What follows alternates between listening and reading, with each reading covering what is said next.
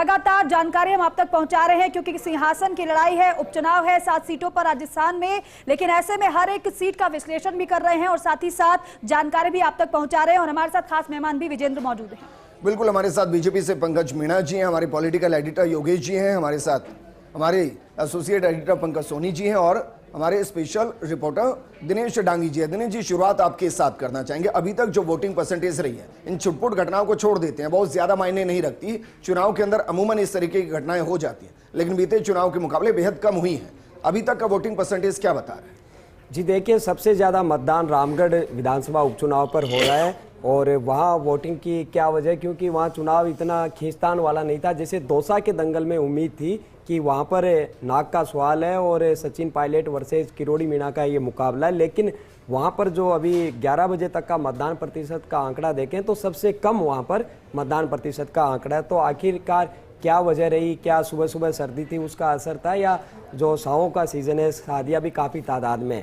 लेकिन अगर वहाँ पर मतदान प्रतिशत कम रहता है, ये ट्रेंड शाम को 6 बजे तक भी रहता है या इसमें करेक्शन होता है, तो उसके फिर क्या मायने होते, ये देखने वाली बात थी। क्योंकि ये उम्मीद थी कि खींवसर, दौसा, देवली, उनियारा इन सीटों पर काफ़ी कसमकस है और मुकाबला भी 2 जगह इनमें त्रिकोणीय है, तो यहाँ पर मतदान प्रतिशत ज़्यादा रह सकता है। लेकिन 11 बजे तक के आंकड़े देखें, वो दौसा के सबसे नीचे पायदान पर है अभी। इसमें हालांकि दोपहर बाद सुधार हो सकता है या नहीं होता है, क्या ट्रेंड रहता है, ये शाम को क्लियर हो जाएगा।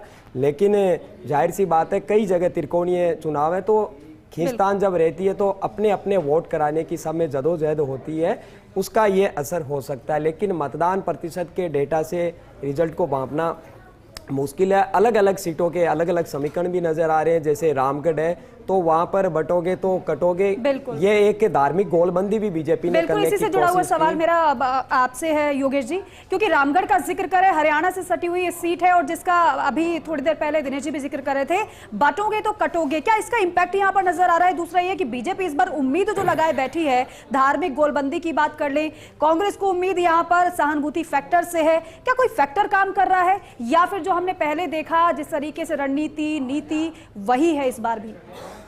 देखिए, रामगढ़ क्योंकि हिंदू मुस्लिम पॉलिटिक्स के इर्द गिर्द वहाँ का पूरा ताना बाना रहता है और तकरीबन 3 दशक से ही वहाँ इसी तरह की पॉलिटिक्स रामगढ़ की दिख रही है। जुबेर खान वर्सेस ज्ञानदेव आहूजा, ये अलग बात है कि दोनों ही चेहरे इस बार मैदान में नहीं है, दोनों ही चेहरे नज़र नहीं आ रहे, क्योंकि जुबेर साहब तो चले गए, इंतकाल हो गया, और ज्ञानदेव आहूजा के भतीजे को टिकट नहीं मिला। वो भी मुख्यमंत्री की सभा के दौरान नजर आए थे, उससे पहले वो भी बीमार हो गए थे या राजनीतिक बुखार था, कह नहीं सकते। लेकिन ज्ञानदेव आहूजा ने ये बात कही थी सभा में जी, बटोगे तो कटोगे और सब एक रहें, इस तरह की उन्होंने टिप्पणी की थी। तो उसका एक ही था कि वो हिंदू फायरब्रांड नेता के तौर पर रामगढ़ में जाने जाते हैं। और यहाँ जो अगर वोट हिंदू समाज का वहाँ सेंध लगती है उस वोट में, तो सीधे तौर पर वहाँ कांग्रेस उम्मीदवार को लाभ होता है। और जो आर्यन जुबेर या उनके पिता या उनकी माता, इस पूरे परिवार की इमेज सेकुलर रही है, तो ये हिंदू वोट बैंक में सेंध लगा भी लेते हैं। और ज्ञानदेव आहूजा ने चुनाव जीता था तो वो दौर था कि हिंदू वोटों का दुर्विकरण हुआ।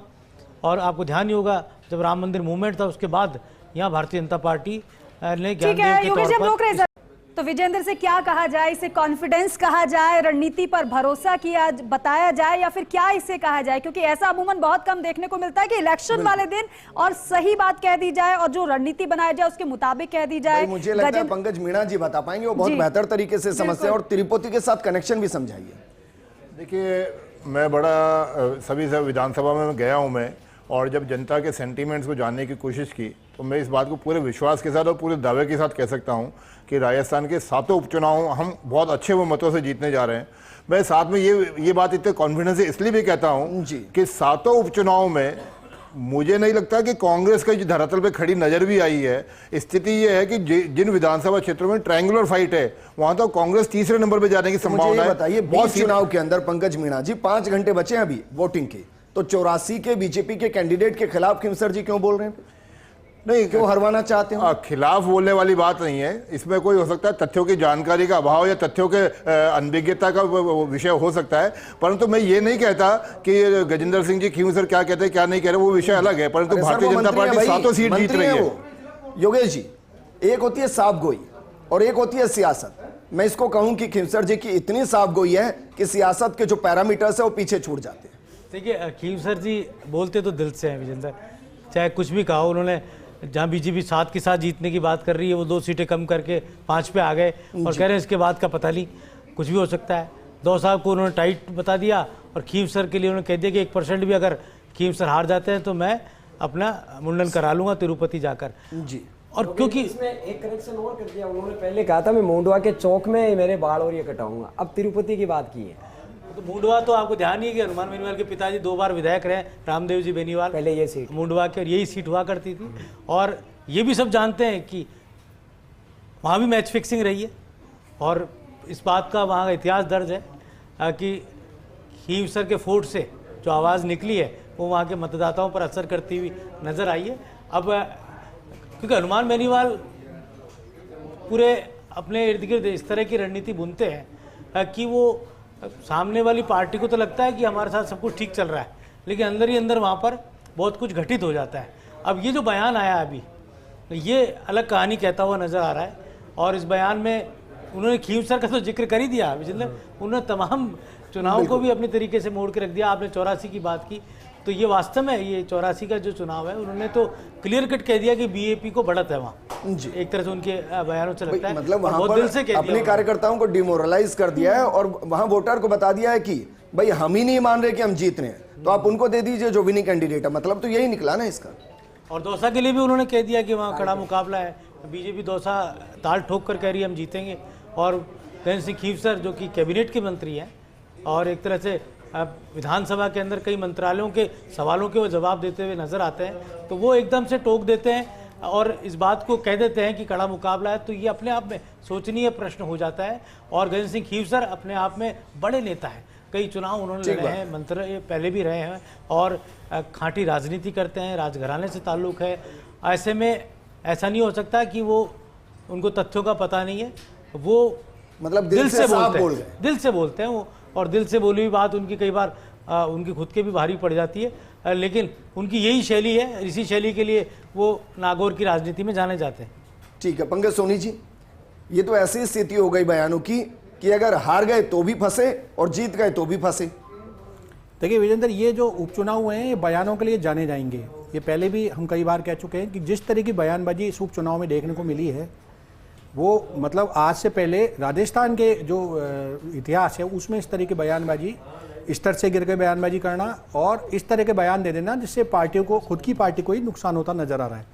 जो अभी खींवसर जी ने कहा, ये बात सही है कि राजनीति में तो ये राजनीतिक बयान तो नहीं कहा सकता, ये जरूर कहा जा सकता है कि वो जो योगेश जी ने कहा दिल से बोल रहे हैं। लेकिन राजनीति में दिल और राजनीति का कनेक्शन थोड़ा दूर का होता है, तो ये निश्चित रूप से मानिए। उन्होंने एक बात और बहुत ही जो समीकरण बिगाड़ने वाली कह दी कि वहां पर जाट वोट बट रहा है खींवसर में। ये बयान भी मुझे ऐसा लगता है कि इस समय में इस प्लेटफॉर्म पर आके देने का नहीं था जो खींवसर जी ने इस समय दिया है। उन्होंने तो बता भी दिया कितने % वोट जा रहा है हनुमान बेनीवाल। तो ये इस समय का उचित समय नहीं था कि उनको इस तरह की साफगोई दिखाने की आवश्यकता थी।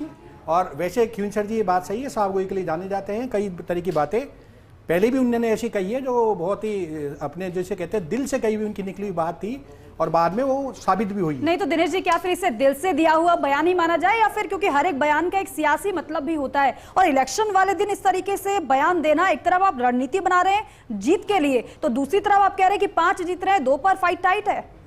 योगेश जी, ये मारवाड़ है और मारवाड़ में राजपूत और जाट की पॉलिटिक्स आप बखूबी समझते। जब इन्होंने ये बयान दिया तो गारंटी दुर्ग सिंह की दी थी और दुर्ग सिंह को लेने से अब इस बयान के वहाँ क्या साइड इफेक्ट हो रहे हैं कल इसके मायने पता है कि वहाँ जाट वोट निर्णायक है, तीनों ही जाट कैंडिडेट है और करीब 70-80 हज़ार शायद जाट मतदाता है।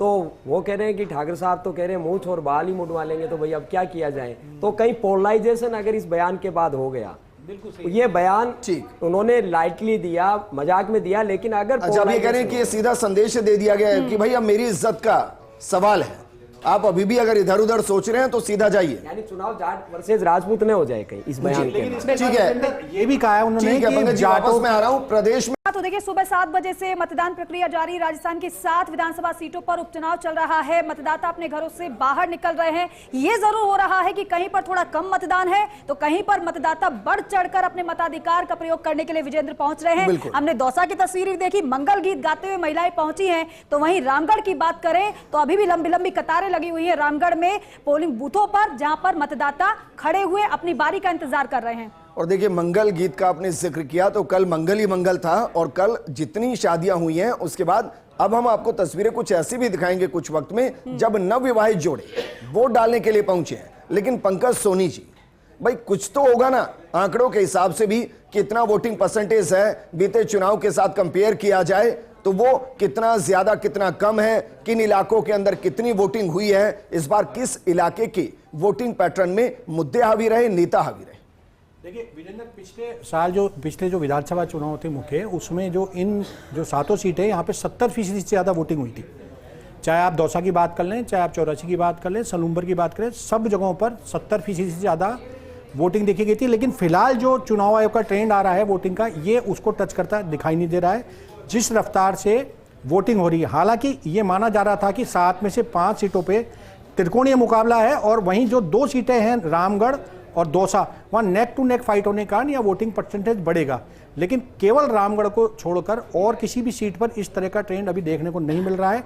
दौसा की बात करें, दौसा में बेहद मतदान का जो वो है प्रतिशत बेहद कम है, यानी वहाँ धीमा मतदान है।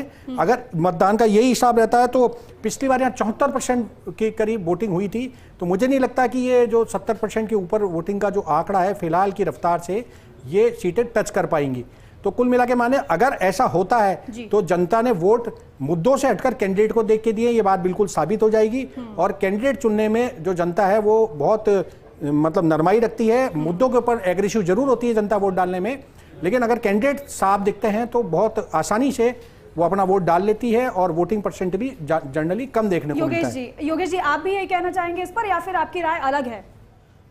देखिए ये पूरी तरह मतदान प्रतिशत है और वहाँ के जो समीकरण होते हैं उस पर बहुत कुछ डिपेंड करता है। मैं इसमें कोई अतिशयोक्ति नहीं होगी कि बीजेपी का चुनाव मैनेजमेंट इस पूरे उपचुनाव में बहुत अच्छा रहा और बीजेपी ने कहा जा सकता है मैनेजमेंट को लेकर बहुत पहले से काम शुरू कर दिया था और वहाँ पर अपने पहली दल बल सहित वहाँ पर नेता पहुँच गए थे। भारतीय जनता पार्टी के मंत्री लगाए, विधायक लगाए, पार्टी के पदाधिकारियों को लगाया। अब सवाल ये कि मतदाता मतदान स्थल तक आए और वोट डाल करे, ये बड़ा सवाल है। तो इसमें बीजेपी के कार्यकर्ता निपुण तो रहे, लेकिन जहाँ जातियों का चुनाव हो जाता है और राजस्थान के इन चुनाव में हमने देख रहे हैं, हम 84 या सलमपुर की बात तो छोड़ दें, जहाँ पर 84 में तकरीबन 50% से ऊपर आदिवासी वोट है और वहाँ 70% से ऊपर 84 में आदिवासी वोट है। लेकिन बाकी जो 5 सीटें हैं वो पूरी तरह कास्टिक पॉलिटिक्स से पूरी इर्द गिर्द घूम रही है और इन मतदाता का रुझान भी उसी अनुसार नज़र आ रहा है, चाहे दौसा हो चाहे खीमसर हो। और ताज़ा जो बयान आते हैं या ताज़ा घटनाक्रम होते हैं, अब जैसे जिस तरह के एपिसोड होते हैं, कोई भी किसी तरह का बलवा हो जाए, कोई उपद्रव हो जाए, कोई बड़ा घटनाक्रम हो जाए, उसके बाद भी मतदान प्रतिशत प्रभावित हो जाता है। इस तरह के घटनाक्रम भी होते हैं और कई बार तो ये कहा जा सकता है कि तात्कालिक परिस्थितियों के कारण भी मतदान प्रभावित होता है और उसका असर पड़ता है और एक लहर का भी असर पड़ता है। उपचुनाव में आप लहर को उस अनुरूप विजेंद्र देख नहीं सकते। एक जनरल इलेक्शन में तो आप उसको काउंट कर सकते हैं, लेकिन बाई इलेक्शन का अलग तरह का पूरा एक फलसफा होता है। जहाँ ट्रायंगुलर चुनाव होता है वहाँ मतदान ज़्यादा दिखता है और जहाँ सीधा मुकाबला होता है वहाँ मतदान प्रतिशत में थोड़ी ऊपर नीचे फेरबदल दिखता है। ठीक है, हमारे साथ खिवसर से हमारे सहयोगी विनोद सिंह चौहान जुड़ गए। विनोद, क्योंकि बयानों की चर्चाएं बहुत ज्यादा है खिवसर के अंदर जो दिए जा रहे हैं, लेकिन योगेश जी कह रहे हैं कि जहाँ ट्रायंगुलर फाइट होती है वहाँ वोटिंग परसेंटेज बढ़ता है, क्या खिवसर में ऐसा हो रहा है? जी बिल्कुल, देखिए अभी चिकित्सा मंत्री गजेंद्र सिंह खीसर ने बूथ नंबर 133 पर अपना वोटकास्ट किया है। यहाँ पर 2800 मतदाता रिकॉर्डेड हैं, उसमें से 1300 मत पड़ चुके हैं और अभी देखिए समय में आपको बताऊं तो 1:30 बजे हैं। ऐसे में माना जा रहा है कि 80% से अधिक यहाँ पोलिंग होगी। दूसरी बड़ी बात यह है कि इन्होंने कहा कि बिल्कुल सही बात कही योगेश जी ने कि बाई इलेक्शन में कोई लहर नहीं होती है और यही गजेंद्र सिंह ने कहा है। उन्होंने कहा है कि 7 में से 5 सीट बीजेपी की झोली में आ रही हैं, बाकी 2 सीटों पर फाइट है। लेकिन उन्होंने ये भी साफ कर दिया कि मैंने जो बयान दिया है वही बयान कायम रहेगा, प्राण जाए पर वचन ना जाए। कहीं 1% शक शुबा होता है और नुकसान पहुंचता है तो वो अपनी मूछ भी कटवाएंगे, बाल भी मुंडवाएंगे, लेकिन यहाँ नहीं, कहीं और। तो साफ तौर पर उन्होंने कहा कि बीजेपी मजबूत है, ट्रायंगल फाइट है, लेकिन जहां परिवारवाद की बात आती है उन्होंने साफ तौर पर आरएलपी के लिए कहा, कभी भाई उतरता है, कभी खुद उतरते हैं, कभी पत्नी को अब टिकट दिया है, तो ऐसे में नुकसान उनको होगा। लेकिन यहाँ बताया अब ये जा रहा है, जिस तरीके की समीकरण सामने आ रहे हैं और तमाम बूथों से जानकारी मिल रही है कि पिछली बार 73% वोटिंग हुई थी, इस बार आंकड़ा कुछ ज्यादा बढ़ सकता है, क्योंकि अगर इसी बूथ की बात करें, खींवसर का ये सबसे बड़ा बूथ है जहां 2800 मतदाता हैं, उसमें से 1300 मत पड़ चुके हैं। और आपको मैं बता दूं कि यहाँ नौकरी पेशा महिलाएं ज्यादा है। 2 बजे बाद यहाँ भीड़ पड़ना शुरू होगी, जो महिलाएं खेतों में काम करने गई हैं, 2 बजे के बाद यहाँ भीड़ बढ़ना शुरू होगी, आप ये कह रहे हैं। लेकिन जरा झुंझुनू का भी हाल जान लेते हैं विजेंद्र, वहां से तृप्ति हमारे सहयोगी हमारे साथ जुड़ रही हैं। तृप्ति, क्योंकि लगातार तस्वीरें आपने दिखाई है और हर घंटे में तस्वीर बदली है, लेकिन अब 1 बजे के बाद की बात करते हैं तो कितनी तस्वीर वहां से बदली है? संख्या क्या मतदाताओं की बढ़ी है पोलिंग बूथ पर? अजय तृप्ति, क्योंकि मैं जो तस्वीरें देख पा रहा हूं सप्लीमेंट्री है, वो शायद आदर्श बूथ है, तो जरा उसकी भी तस्वीरें दिखाइए, क्योंकि पीछे बहुत बेहतरीन सजा हुआ ये बूथ नजर आ रहा है।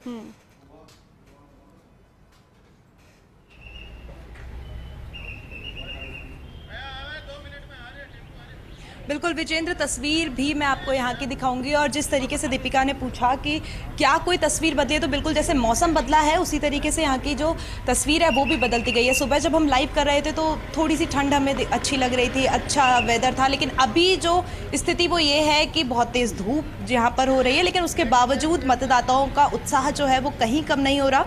1 बजे जो अभी वोटिंग परसेंटेज निकला है वो 35.71% का वोटिंग जो है वो यहाँ पर हुई है। 11 बजे की वोटिंग हमने आपको बताई थी 23.88, तो 23.88% वोटिंग जो है वो 11 बजे तक हुई थी, जो कि पिछली बार की मैं बात करूं तो उससे ज़्यादा थी, क्योंकि पिछली बार 10, 11, 12 बजे तक जो अनुमान लगाया गया था, जो एक नंबर आया था वो सिर्फ 18% का था, और वो बढ़कर 23% 11 बजे तक हमें झुंझुनू में नज़र आया, पोलिंग बूथ पर नज़र आया। तो ये बहुत अच्छी बात भी है। और आपने सही कहा कि मैं यहाँ की तस्वीरें भी आपको दिखाऊं, तो देखिए कितनी खूबसूरती से यहाँ पर पोलिंग बूथ को सजाया हुआ है। और मैं आपको ये बताना भी चाहूँगी कि इंतज़ाम भी बेहद बहुत ही ज़्यादा अच्छे यहाँ पर किए गए हैं, क्योंकि लगातार कतारें जो है वो सुबह से झुंझुनू की जो जनता है काफ़ी एक्टिव है, काफ़ी जागरूक है, और ये सारी बातें हम कर ही रहे थे, और उसी को लेकर यहाँ पे इंतज़ाम भी पूरे किए गए हैं। बाहर बैठने की पूरी व्यवस्था है कि अगर कोई बुज़ुर्ग आता है या बच्चा है या कोई और है, वो यहाँ पर बैठ के आराम से अपनी बारी का इंतज़ार यहाँ पर कर सकती हैं। उसके अलावा हर पोलिंग बूथ पर महिला पुलिसकर्मी तो है ही, स्काउट गार्ड अलग से मौजूद है, और बहुत से लोग हैं जो आपको बता सकते हैं। अगर आपको नहीं पता कि भाई आपकी पर्ची कहाँ पर है, आपको कैसे कौन सी जगह जाना है, कौन सा रूम नंबर है, वो सभी बताने के लिए यहाँ पर लोग मौजूद हैं। अच्छी बात ये है जिस तरीके से इजाफा यहाँ पर परसेंटेज में हो रहा है, उसको लेकर भी यहाँ की जनता काफ़ी एक्टिव नज़र आ रही है, जागरूक नज़र आ रही है। और उपचुनाव है, उपचुनाव को लेकर यहाँ पर उत्साह भी पूरा नज़र आ रहा है। और ये तस्वीरें इस वक्त मैं आपको मॉडल पोलिंग बूथ से दिखा रही हूँ, जहाँ पर पूरे इंतज़ाम जो है वो बहुत अच्छे से किए गए हैं। और अब आप देख सकते हैं झुंझुनू की जब भी हम बात करते हैं तो यहाँ का मुकाबला भी रोचक है, और यहाँ की तस्वीरें भी हम सुबह से जो आपको दिखा रहे हैं वो बहुत अच्छी नज़र आ रही है। हमने कांग्रेस प्रत्याशी से भी बातचीत की, भाजपा प्रत्याशी से भी बातचीत की, और सभी का ये कहना है कि वो आश्वस्त है अपनी जीत को लेकर यहाँ पर। लेकिन आज का जो दिन है वो मतदाताओं का है, वो इस जिम्मेदारियां कई नेता निभाते नहीं हैं, या शायद उनको जिम्मेदारियां दी नहीं जाती। मेरा सवाल बहुत सिंपल सा है, क्या वाकई में प्रचार के दौरान कांग्रेस उतना इंपैक्ट नहीं डाल पाई जितना बीजेपी डाल पाई? हालांकि वोटर्स को तय करना है कि वो किसके साथ जाएंगे, लेकिन क्या बूथ मैनेजमेंट की कोई रणनीति कांग्रेस ने बनाई ताकि वो बीजेपी को टक्कर दे सके? जी देखिए, कांग्रेस के 2 जो फैसले होते हैं वो हमेशा कह सकते हैं सवालों में रहते हैं। एक तो उम्मीदवार का चयन यानी टिकटों का वितरण, और एक बूथ मैनेजमेंट। तो उस पर तो हाईकमान इतने लंबे सालों से बात कर चुका है, देख चुका है। उनकी जो परिपाटी है, समय पर उम्मीदवारों की घोषणा नहीं, और बाद में चुनाव पूरी तरह से प्रत्याशियों पर छोड़ दिया जाता है। और यहाँ पर तो टिकट प्रत्याशियों पर छोड़ दी गई कि आप देखिए कोई जिम्मेदारी नहीं ले रही। सचिन पायलट से जब प्रदेश नेतृत्व की बातचीत हुई कि भाई टिकटों में क्या कर रहे हैं, कि ये जो एमपी जिसकी गारंटी ले रहे हैं, जिस जानकार को रिश्तेदार को दे रहे हैं उनको टिकट दे देते हैं, हाँ बोला ऐसे ही कर लो। यानी सचिन पायलट भी विदेश दौरे पर थे, वो डायरेक्ट नहीं चाहते थे टिकट डिस्ट्रीब्यूशन में मेरा कोई रोल हो। तो सामने ये फैसला हुआ, प्रदेश नेतृत्व भी ये कहता है भी हमने हरीश मीणा के कहने पे, बिरजेंद्र ओला के कहने पर और मुरारी लाल मीणा के कहने पर टिकटें यहाँ पर दी है। तो अब हार की जिम्मेदारी तीनों सांसदों पर रहेगी, ऐसा तो हो नहीं सकता ना, क्योंकि हरीश मीणा तो कह रहा है मैंने तो सबकी सहमति से टिकट दी है, मेरे अकेले के कहने पर केसी मीणा को टिकट नहीं मिली है। तो तीनों ने अपने स्तर पर चुनाव लड़ा। अब के स्थानीय मुद्दे, स्थानीय नेता, ऐसा होता नहीं। अशोक गहलोत जैसे योगेश जी झुंझुनू जाते हैं, कम से कम 30,000 माली वोट है, फर्क पड़ता है। सचिन पायलट जाते हैं, हमारे वहाँ गुजर दवाई है, फर्क पड़ता है। गोविंद सिंह डोटासरा तो शेखावटी से आते हैं, वो क्यों नहीं गए? क्योंकि विजेंद्र ओला बोला मैं मेरी स्टाइल से साइलेंट तरीके से, शांति तरीके से। ओला परिवार अपने तरीके से चुनाव लड़ता है, लेकिन जमाना चेंज हो चुका है, ट्रेंड बदल चुका है, तो वो पुरानी रणनीति कितनी कारगर होती। और अभी योगेश जी बता रहे थे हार जीत का ठीकरा विजेंद्र ओला पर फूटना है कि उन्होंने अपनी मेहनत से जीता है या अपनी रणनीति से चुनाव हारा है। क्योंकि चुनाव वो अपने अलग स्टाइल से लड़ते हैं, नए मीडिया में एड्स देते हैं, नए वो गाड़ियों पर होर्डिंग्स, बैनर, कटआउट, कुछ नहीं, ऐसे लगता ही नहीं कि झुंझुनू में चुनाव हो। वो शीशराम ओला इस बार एक काम किया उन्होंने, इस बार वहाँ लड्डू और नमकीन जरूर कांग्रेस के चुनाव कार्यालय पर थे, जो पहले कभी नहीं दिखे। लोग आश्चर्य कर रहे थे कि इस बार ओला साहब के कार्यालय पर लड्डू भी है, नमकीन भी है। अच्छा, मतलब यही बड़ी बात हो गई। नहीं, ये बड़ी बात थी। विजेंद्र जी मैं बता, पहले लोग कहते थे कि ओला परिवार तो 10 लीटर दूध और चाय पत्ती में ही चुनाव लड़ लेता है, कि चाय पत्ती में ओला लेकिन परिवार उसका दो कारण हो सकते हैं ना। एक तो ये हो सकता है कि भाई जनता के प्रति समर्पण, उनके काम इतने ज्यादा किए जाते हो कि भाई उनको लगता ही नहीं हो कि मैं बेवजह का पैसा खर्च करूं जब मैं जनता के बीच में हूं। चक्कर ये रहा उस वहाँ की पॉलिटिक्स का, शीशराम ओला का कद इतना बड़ा था, और दूसरा उन्होंने आपको उनका पूरा प्रादुर्भाव, भाई फौज से वो निकले और उसके बाद वहाँ बालिका शिक्षा के लिए जो काम शीशराम ओला ने किया, और इसके अलावा उनका एक सपना था पानी लाने का। ठीक है, बिल्कुल योगेश जी रोक रहे जरा आपको। दोपहर 1 बजे तक का मतदान जो आ चुका है, विजेंद्र वो अपने दर्शकों को बता देते हैं सबसे पहले, बाद में डिस्कशन भी करेंगे इस पर। लेकिन दोपहर 1 बजे तक का जो मतदान सामने आया है, वो जो आंकड़ा है, वो जो प्रतिशत है, वो ये है कि 84 में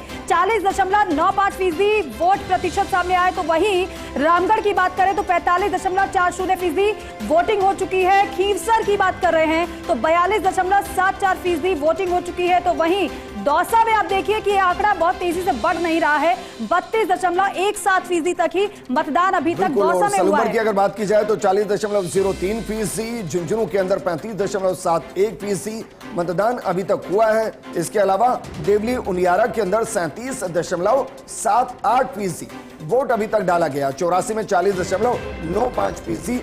लेकिन योगेश जी, आप झुंझुनू के बारे में बात कर रहे थे, मैं इसमें एक आगे सवाल करता हूं आपसे। अमूमन ठीक है, शीशराम ओला जी का दौर रहा, ब्रिजेंद्र ओला का दौर रहा, लेकिन अब तो दौर को तैयार किया जा रहा है अमित ओला का। और कहते हैं कि जब किसी को इस पूरे फील्ड के अंदर उतारा जाता है तो मैक्सिमम स्ट्रेंथ को इस्तेमाल किया जाता है और हर वो कोशिश की जाती है जिसके जरिए उसको एस्टेब्लिश किया जा सके। तो क्या यही वो तरीका है?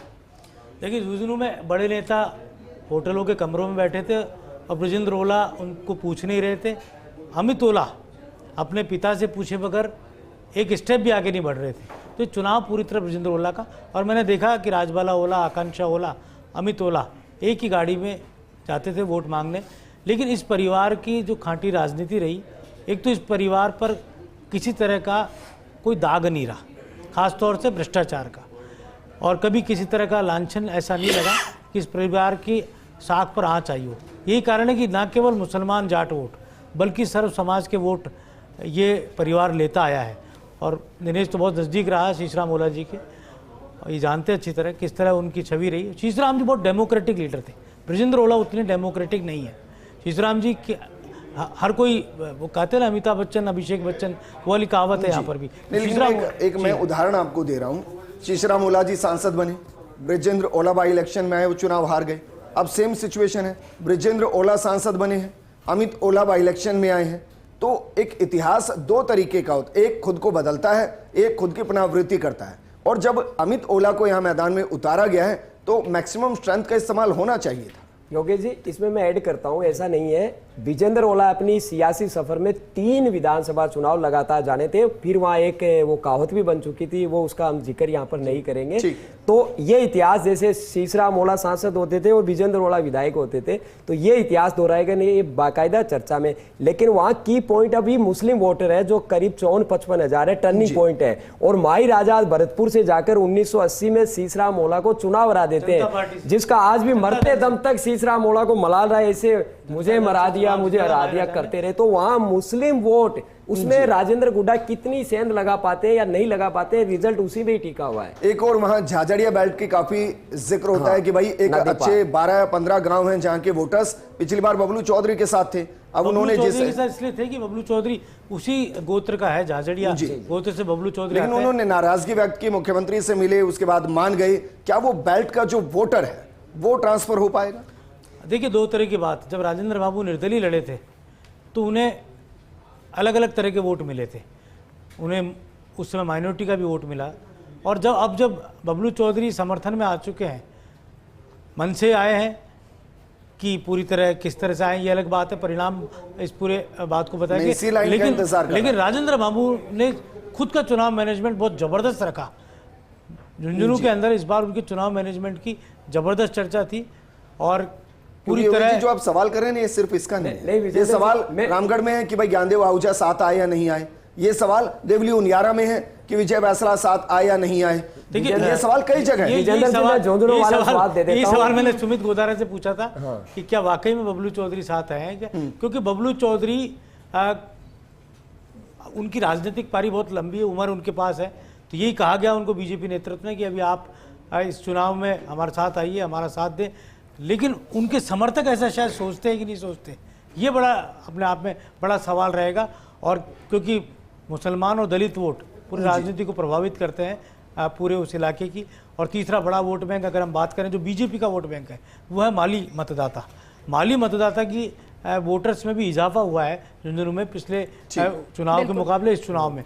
और उस वोटर का रुझान हमें जब गए तब देखा था, वो रुझान दिख रहा था बीजेपी की तरफ, क्योंकि वहाँ गहलोत साहब की डिमांड हो रही थी। और गहलोत साहब आपको पता ही है कि झुंझुनू से दूरी बनाए हुए थे, कई फैक्टर्स थे कांग्रेस के अंदर। तो पीसी चीफ की वहाँ डिमांड हो रही, लेकिन विजेंद्र ओला अपने हिसाब से वहाँ खुद चुनाव में अपनी तरह अपने खुद की रणनीति के अनुसार चल रहे थे। देखिए, लेकिन फिलहाल दोनों पार्टियां बहुत डेमोक्रेटिक हैं। आप देखिए ना, एक कैंडिडेट कहता है कि मुझे किसी की जरूरत नहीं और पूरी पार्टी मान लेती है।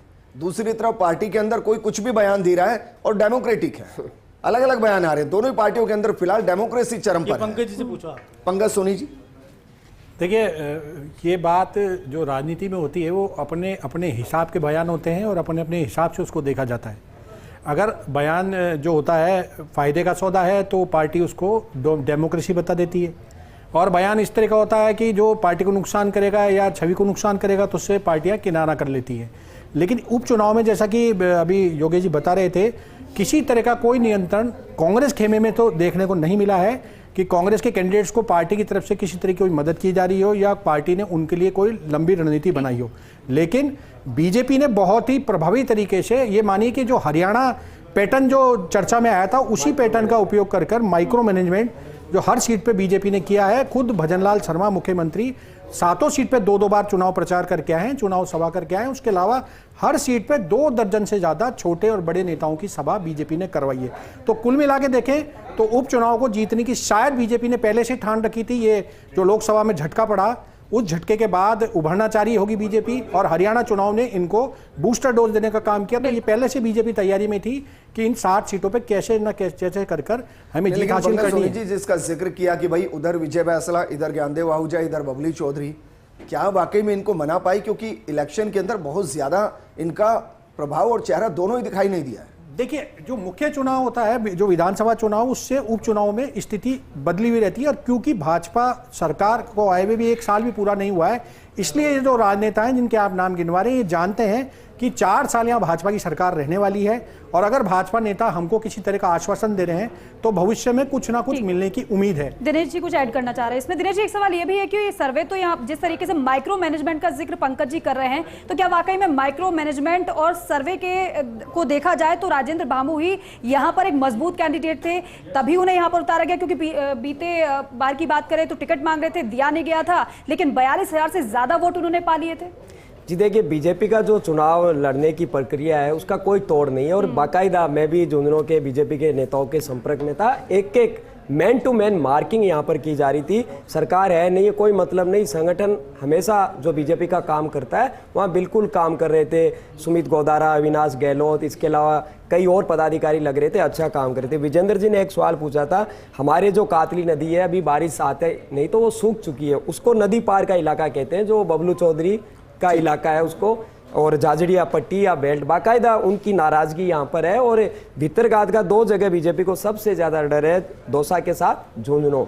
अब वो बेमन से बबलू चौधरी वहाँ पर लग रहे हैं, उनके गांव के लोग, और क्योंकि हमारी भी रिश्तेदारी बात हुई, वो बिल्कुल टिकट कटी है, उससे आहत है, लेकिन उनकी संख्या 5,000 है, वहां तक तो नाराजगी, लेकिन उससे अगर ज्यादा है तब तो नुकसान है, लेकिन अधिकतर वो बीजेपी के साथ ही। लेकिन विजेंद्र, जो आपने सवाल किया कि जो कैंडिडेट जिनके आप नाम गिनवा रहे हैं उनको टिकट देना, बीजेपी के पास जो प्रत्याशी बनाए गए इससे उपयुक्त उम्मीदवार उन जगहों पे थे नहीं, इसलिए रामगढ़ में जो खुशवंत सिंह है उनको उसको बीजेपी ने उम्मीदवार बनाया और झुंझुनू में जो राजेंद्र भामू है उसको बीजेपी ने उम्मीदवार बनाया, क्योंकि ये पिछले चुनाव में जो विधानसभा चुनाव हुआ था ये अपनी उस इलाके में अपनी जो वर्चस्व है वो प्रदर्शित कर चुके थे और बीजेपी के पास फिलहाल इनसे बढ़िया कैंडिडेट इन इलाकों में नहीं थे। विजेंद्र जी, बीजेपी कुछ भी करे लेकिन झुंझुनू योगेश जी जानते हैं वो सीट है। एक उपचुनाव में 6 महीने के लिए मूल सिंह शेखावत इसलिए जीते थे, सुमित्रा सिंह और विजेंद्र ओड़ा 2 जाट हो गए थे, तो वो जाट वर्सेज अन्य हो गए। दूसरा, वहां सुमित्रा सिंह को इंपोर्ट करके लाए थे कांग्रेस से,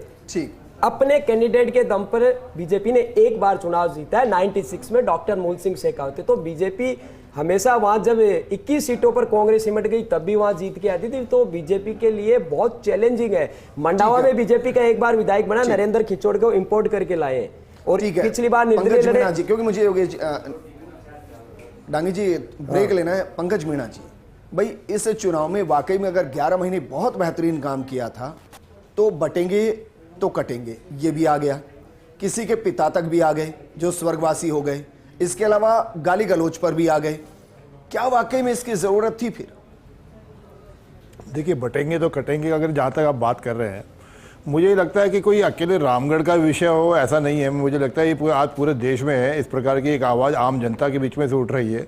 और जहाँ तक बात आप रामगढ़ की करते हैं तो रामगढ़ एक ऐसा क्षेत्र है, या मैं रामगढ़ नहीं, रामगढ़ के साथ में पूरा मेव बेल्ट जोड़ना चाहूँगा। आज़ादी के बाद जो हिंदू मुस्लिम दंगे हुए थे राजस्थान में केवल एक बेल्ट में हुए थे, मेवात में हुए थे। तो ये बात ठीक है कि वहाँ हमेशा जो कुछ बदमाश टाइप की प्रवृत्ति के लोग हैं उनके टारगेट पे रहते हैं वहाँ के भोले भाले सज्जन लोग। तो बटेंगे तो कटेंगे, वहाँ बात साबित भी होती है कि जब जब वहाँ बटें तब तब वहाँ इस प्रकार की मारकाट हुई है। हमारा राजस्थान एक शांतिप्रिय प्रदेश है, यहाँ इस प्रकार की घटनाएं नहीं होती। पर आप देखिए, दुर्भाग्य देखिए कि 47 में जब बंटवारे का झगड़ा हुआ तब हमारे यहाँ मेवात के अंदर झगड़ा हो गया, तो ये बात वहाँ महत्वपूर्ण हो जाती है। और चूंकि पूरे देश में आज एक आम सेंटीमेंट्स बटेंगे तो कटेंगे के साथ इसको परिभाषित ही कोई नहीं कर पा रहा था। परिभाषित करें, एक अच्छी चीज है। दोबारा बताइए क्या करें? बटेंगे तो कटेंगे में कौन कटेगा कौन बटेगा? नहीं, देखिए, जो बटेगा वो कटेगा। इसमें कटेगा मतलब कटेगा से मतलब उसको डैमेज किया जाएगा। कटेगा से मतलब कभी भी गर्दन काटना नहीं होता। देखिए, हमेशा काटना भी मतलब सियासत में होता है, ये जो ये बातचीत कही जाती है वो भावार्थ कहा जाता है। कटेंगे से मतलब कभी भी सिर काटना नहीं होता। और मुझे नहीं लगता कि किसी भी चैनल पे किसी भी पॉलिटिशियन को इस प्रकार के शब्द बोलने भी चाहिए जिसमें गर्दन काटने को प्रेरित किया जाए। तो बटेंगे तो कटेगा। और बटेंगे का मतलब क्या है? बता दीजिए ना फिर कटने का मतलब। हाँ, कटने का मतलब यह है कि वो उसको कहीं ना कहीं डैमेज होगा, उसको नुकसान होगा। और नुकसान इस तरीके से होगा, शारीरिक, मानसिक, आर्थिक, कौन सा नुकसान? नहीं, वो सभी प्रकार का नुकसान होता है। देखिए, शारीरिक, आर्थिक, मानसिक सभी प्रकार का नुकसान होता है। शारीरिक में मान ले कि उंगली कट जाएगी, कहीं ना कहीं बटेंगे तो कटेंगे जो शब्द है आप उसको एकता से प्रेरित भी मान सकते हैं कि एकता के लिए प्रेरित किया जा रहा है कि हाँ, हम सब लोगों को, हिंदुस्तान वासियों को, देशवासियों को, राजस्थान वासियों को एकजुट होकर रहना चाहिए। और हम एकजुट रहेंगे तो हिंदुस्तान निश्चित रूप से बहुत बड़ी ताकत बनेगी। तो विदेशी कौन सी ताकत काट के जाएगी? नहीं, विदेशी ताकत काट ही रही है। आप किस रूट पे मैं बात करना चाह रहे मुझे समझ में नहीं आ रहा, परंतु मैं तो विदेशी बयान ताकत को काट ही समझना रही चाह रहा हूं, है। सर। कितने लंबे समय तक हमको पाकिस्तान मुझे लगा कि मैंने गलत पाकिस्तान फहमी से पाली है कि प्रेरित इस बयान का आतंकवाद को मतलब झेलना ये है पड़ा कि था अगर आप- हिंदुस्तान को, और जब पंकज पाकिस्तान मीणा से जी, मुझे प्रेरित लगा- आतंकवाद को पंकज झेलना मीणा पड़ा, जी, तो ब्रेक लेना हमारा है जो भैया। बॉर्डर स्टेट है वो ठीक है। राजस्थान, पंजाब और पंकज कश्मीर मीणा को सबसे जी, ज्यादा नुकसान हुआ। मुझे मैं ही गलत कर गया इसको इंटरप्रेट। मैंने इसकी परिभाषा निकाली कि भाई अगर समाज में आप जातीय आधार पर बटेंगे तो उसी समाज में सामाजिक आधार पर उस समाज के अंदर से आप कट जाएंगे सामाजिक तौर पर। शायद मैं गलत परिभाषा निकाल गया।